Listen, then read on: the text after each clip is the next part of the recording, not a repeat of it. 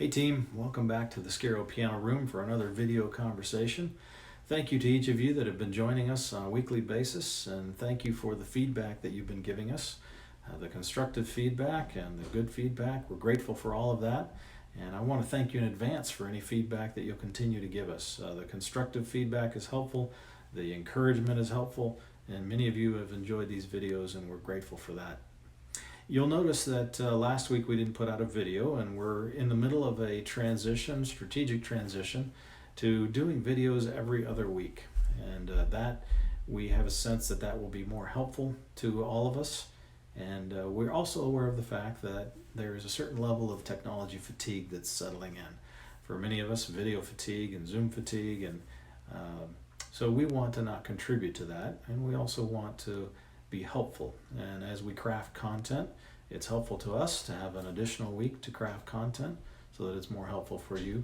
And so in the month of May, we'll be going to an every other week schedule. And then after May, some of you have asked about an ongoing video experience from the district, and we're looking at the possibilities of a monthly type of video content. Now that content's going to shift a little bit. Up till now, most of the content that we've been putting out has been pastoral, and in an attempt to help all of us navigate some of the transitions that we're in. Going forward, some of the content shift is going to be towards more development, personal development for you as a leader, a person, a parent, a spouse, development for you as a ministry leader, thinking about and exploring topics that all of us need to explore as ministry leaders, and to help you make some of these transitions that undoubtedly are ahead of us as we think about ministry and life. And so that's the trajectory that we're headed to. And even today, we're going to begin some of that, as the content that we're going to be dealing with today is a little bit more developmental in its nature. And we're going to begin to talk about a topic that's been rising to my conversations a fair bit over the last couple of weeks. In fact, this last week, I've had an extended conversation with most of the ministry evangelical leaders in Minnesota around this content, and so wanted to share some of that with you. The topic that we want to deal with today is the idea of discipleship.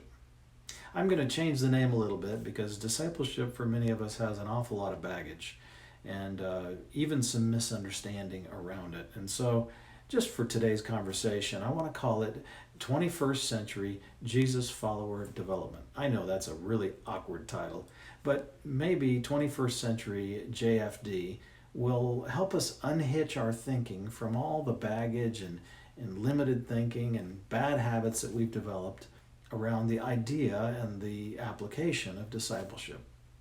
So if you'll indulge me and just let me, for this conversation, call it Jesus Follower Development. Maybe that'll provoke your thinking and pull you away enough from the way you've thought about it so that you can embrace some new thinking around it.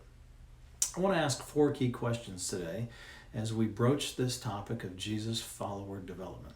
The first question is, what is it? What do we mean by JFD or discipleship?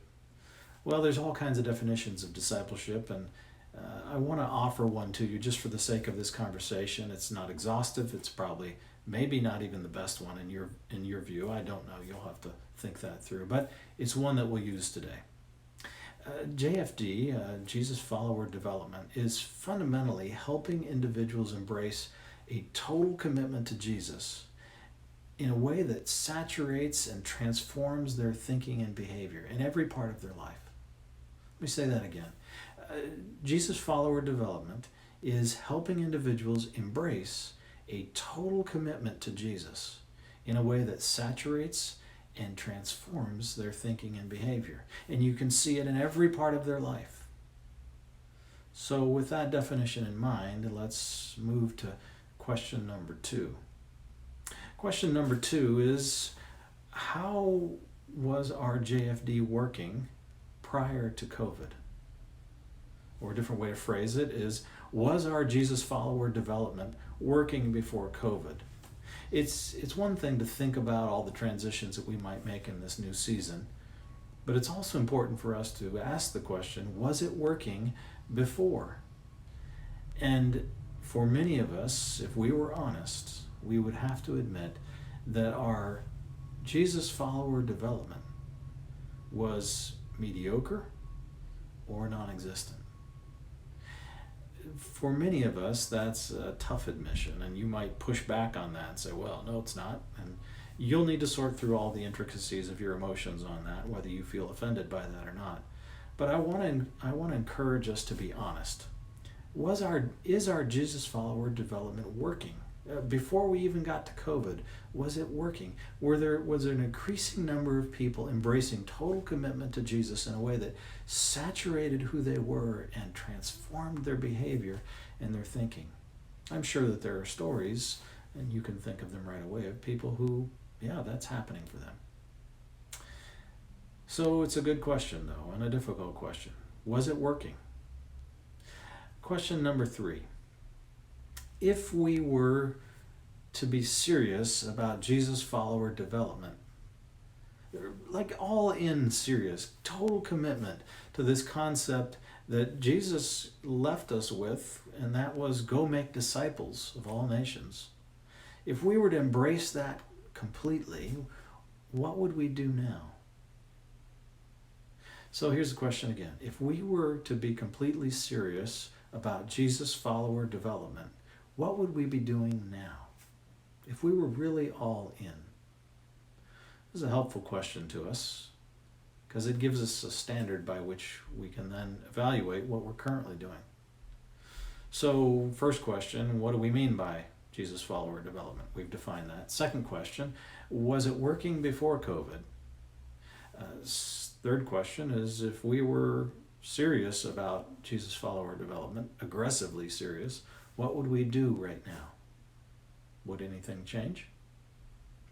The fourth question is, where will your church be in 10 years if you don't take Jesus follower development seriously? If you just leave things where they are and maybe don't give any more effort to it, where will your church be in 10 years? The reason this topic is so important is because Jesus knew it, and I think most of us know it intuitively, is that if we don't get serious about Jesus follower development, then our church will inevitably die. It'll either die because people stop coming, or it will die because the character of the people in it degrades to the point where the church no longer functions. Because Jesus follower development is really about helping all of our people embrace a total commitment to Jesus in a way that saturates who they are and changes how they behave. You and I know that that must happen, and it must happen in increasing numbers. Having said all that, I want to admit to something that I think all of us probably know, but I'll just throw it out there as I often do so that we are talking about it. JFD, Jesus follower development, requires time and resources. It's very time and resource intensive. All of you know that this is hard work. It takes a lot of time and it often takes money. I want to just let you know that that's okay. Going forward, you need to know that the development of people is resource intensive. Don't apologize for it. Press into it. Secondly, I want to remind you that JFD, Jesus follower development, it goes more slowly than any of us want. That's a fact. And so I want you to just embrace the idea that it's never a quick path as you develop people. Again, I'm not telling you anything you don't know. I'm just offering you a reminder. The third thing I want to remind you of is that the development of people is never linear. Never. In my 20 years of developing leaders around the country, I've observed over and over again that their development process is never linear. It doesn't start here and end here in a smooth fashion. It often goes up and down, and sometimes it goes backwards. And for many of us, that's a deep frustration that we have about development of people. Sometimes it's much easier to just plan church services and plan Sunday school and plan events because those are tangible and we can see them, and people development is so intangible. Let's just all admit that it's nonlinear and get over it. We've been called to do this. It's resource intensive. It's difficult. It's slower than we want. It's nonlinear. But what will our churches look like if we don't aggressively embrace Jesus follower development as a core philosophy of who we are. My dear friends, this is who the Christian Missionary Alliance is. This is all that we're about. We're about reaching the lost and helping them take that journey to fully embrace the kingdom principles, values, and behavior. I want to encourage you to think deeply about Jesus follower development in your context, even in these days. Don't wait until COVID is gone and things are back to normal, whatever that is. Think about it now. What does it look like for you to develop Jesus followers? And if you were all in, what would that look like right now? Friends, thank you for being team members, partners on this journey that we're all on together. God has given us a mission in the Christian Missionary Alliance, and that's to reach every man, woman, and child and give them an opportunity to respond to the gospel.